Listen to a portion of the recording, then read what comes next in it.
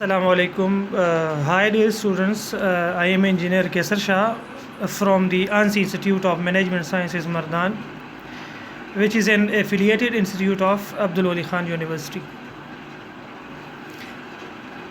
I will teach you the subject of teaching of chemistry in B.Ed 1.5 in second semester.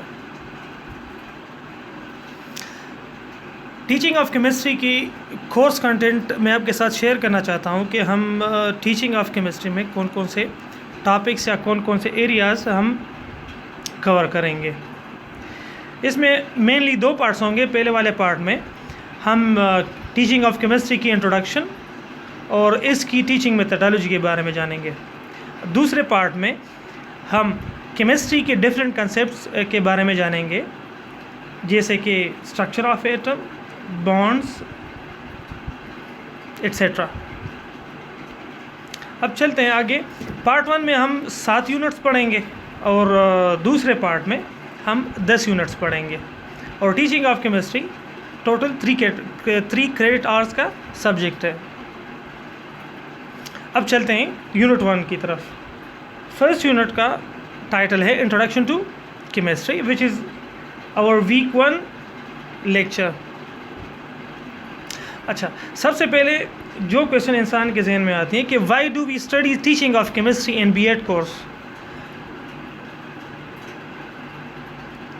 Answer is how the student learn chemistry, how best to teach chemistry, and how to improve the learning outcomes by changing teaching methods. Number 4, appropriate training of chemistry instructors within many modes including classroom lectures, demonstration and laboratories activities. So, आपको answer मिल गया होगा कि आप B.Ed में teaching of chemistry क्यों study कर रहे हैं। इसकी रीज़न क्या है कि आपको स्टूडेंट को पढ़ाना किस तरह है केमिस्ट्री को, और स्टूडेंट किस तरह आसानी के साथ ये सीख सकते हैं। इसमें हम मुख्तलिफ़ टीचिंग मेथडोलॉजीज़ स्टडी करेंगे, डिस्कस करेंगे, जो स्टूडेंट के लिए अच्छा हो। So there is a constant need to update the skills of a teacher engaging in teaching in chemistry. इसी वजह से आप टीचिंग ऑफ केमिस्ट्री B.Ed के लेवल पे स्टडी कर रहे हैं, ताकि अपने स्किल्स को कंटिन्यूली अपडेट करते रहें, अपने टीचिंग स्किल्स को अपडेट करते रहें। अब चलते हैं थोड़ी सी इंट्रोडक्शन ऑफ केमिस्ट्री की तरफ। साइंस मेनली हम 2 कैटेगरीज में डिवाइड करते हैं। एक को कहते हैं फिज़िकल साइंसेज और दूसरे को कहते हैं बायोलॉजिकल साइंसेज। और केमिस्ट्री जो सब्जेक्ट है वो एक्चुअली फिज़िकल साइंसेज में लाई करती हैं। What is the origin of chemistry? Chemistry is a word which is derived from the word alchemy, which means blackness or a rich dark soil. But हम ultimately ये नहीं कह सकते कि केमिस्ट्री की ओरिजिनल मीनिंग क्या है। The ultimate origin of the word is uncertain. अब चलते हैं आगे। केमिस्ट्री को तकरीबन 2 आईसाइट से आप देख सकते हैं। एक इजिप्शियन ओरिजिन है, दूसरा ग्रीक ओरिजिन है। केमिस्ट्री की इजिप्शियन ओरिजिन क्या है? इजिप्शियन में, अगर इजिप्शियन हिस्ट्री में आप देखें तो chemistry is actually the transmutation of earth. Transmutation of earth का मतलब है कि nature and properties of earth can change from one form to the other. Transmutation mean transformation from one form to the other form. अब चलते हैं Greek origin की तरफ। Greek origin में केमिस्ट्री का मतलब है cast together or pour together, which is the science matter of atomic to molecular scale dealing with collection of atoms such as molecules, crystals and metals. Nature of chemistry. Nature of chemistry का मतलब यह है कि chemistry actually deals कौन कौन से area को ये कवर करते हैं। chemistry deals with the composition, structure, properties and transformation of what? Matter. हम मैटर की 4 चीज़ें देखते हैं केमिस्ट्री में: composition of matter, structure of matter, properties of matter and the transformation of matter from one form to the other form. Example ले लेते हैं। For example, अगर हम वाटर ले लेते हैं,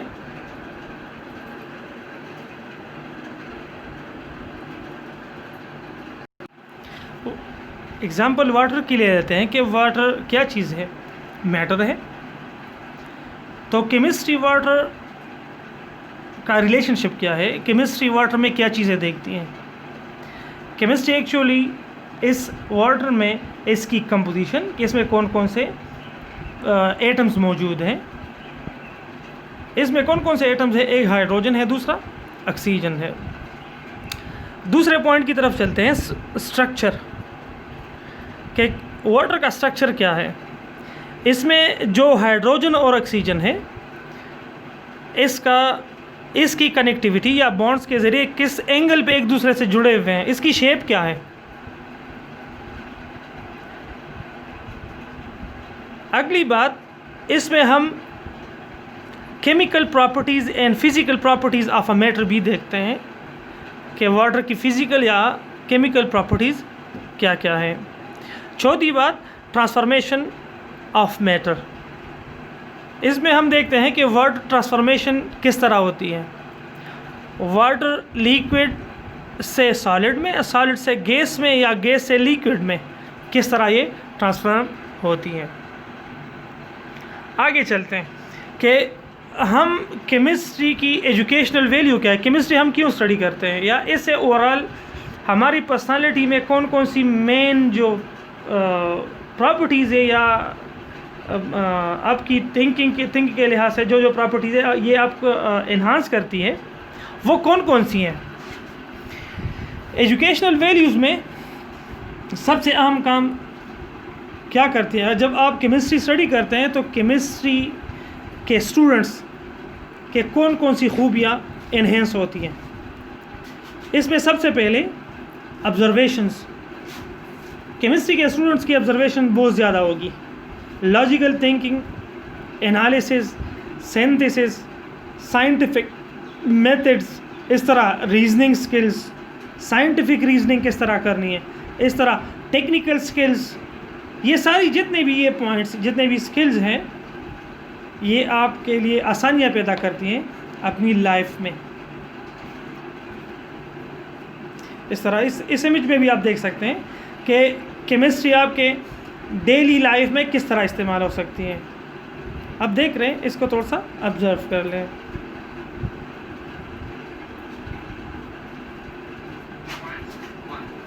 यूजेस ऑफ केमिस्ट्री, केमिस्ट्री को हम कहाँ पर इस्तेमाल करते हैं डेली लाइफ में। इससे पहले तो आपने एक इमेज देखा, अभी इसको पॉइंट बाय पॉइंट डिस्कस करते हैं। सबसे पहले इंजीनियरिंग साइड पे, engineer needs to understand the chemical properties of a substance when designing the biological compatible implants for a joint replacement or designing roads, bridges and buildings। जब भी engineering side का कोई भी काम हो, फॉर एग्जांपल ब्रिजेस या buildings या roads, इस तरह की जब आप डिज़ाइनिंग इंजीनियर्स करते हैं तो सबसे पहले उस मटेरियल या उस मैटर की नेचर को स्टडी करते हैं कि इसकी नेचर क्या है। आगे चलते हैं। दूसरी यूज़ इसकी न्यूक्लियर रिएक्टर्स में। न्यूक्लियर रिएक्टर्स में इसकी इस्तेमाल किस तरह है? Nuclear reactor that don't collapse because of the weak and structure material such as steel और cement.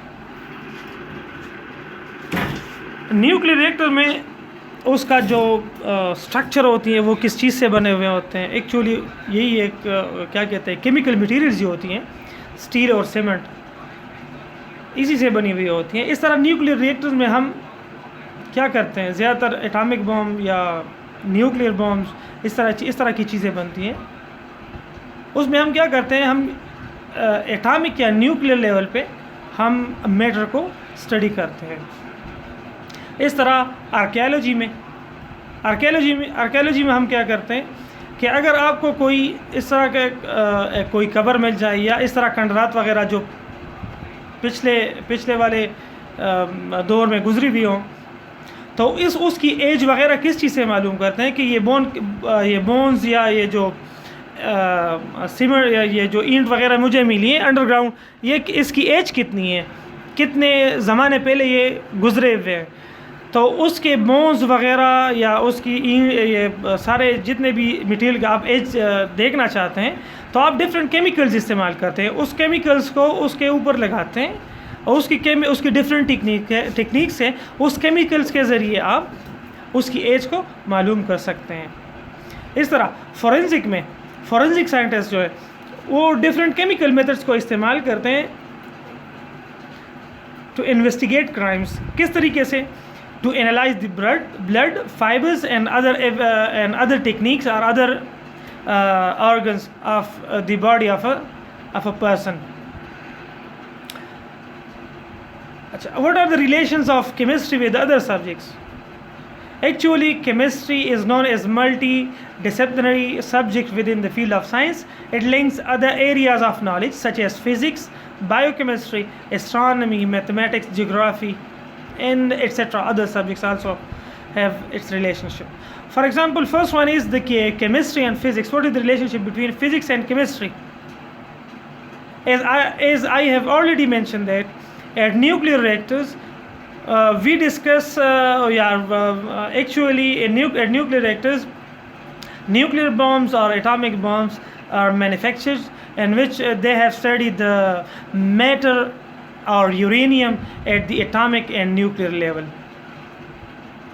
So it is the link between the chemistry and physics.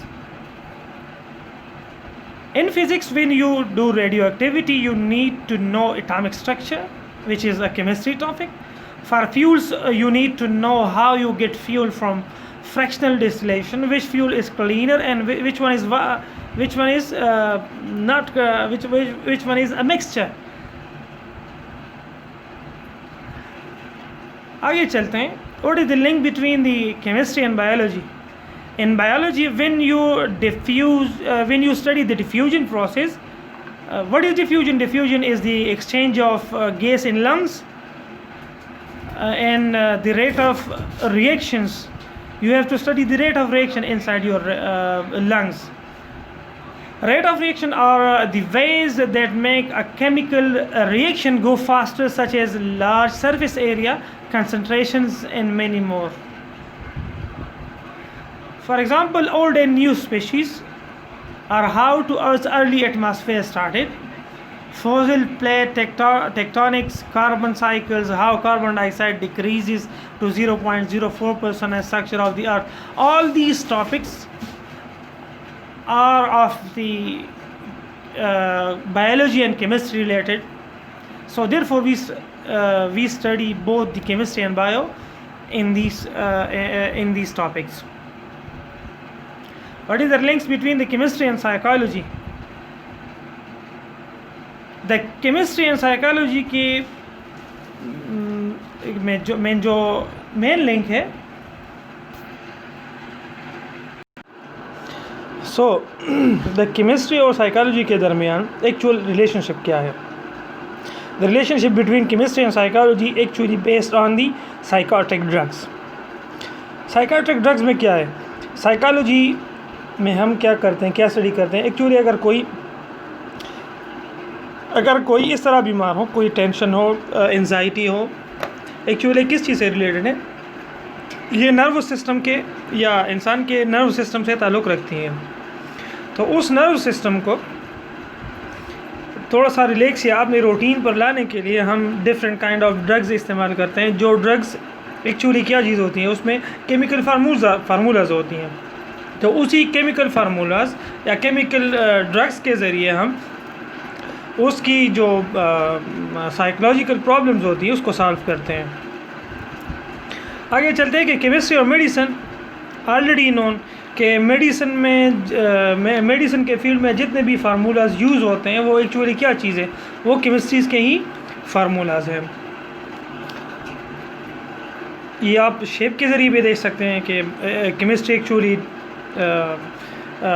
contribute to the following fields: the agriculture science, medicine, biochemistry, forensic sciences, solid states physics, environment, and chemical engineering.